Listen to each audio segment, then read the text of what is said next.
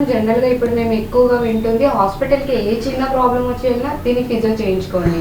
Physiotherapy చేయించుకోండి. త్వరగా అవుతుంది. అంటే అది నిజమేనా? లేదు అంటే వాళ్ళు అలా చెప్తున్నారా? ప్రతి చిన్న విషయానికి ఫిజియోథెరపీ ట్రీట్మెంట్ అవసరం ఉండదు. కొన్ని కొన్ని జస్ట్ అంటే మన మజిల్‌లో కూడా సర్ఫేస్‌లా అంటే చాలా సూపర్ఫిషియల్ పెయిన్స్ ఉంటాయి. తట్టుకోలేని పెయిన్స్. వాటిని ఒక 3-5 డేస్ పెయిన్ కిల్లర్ కోర్స్ వాడితే సరిపోతుంది.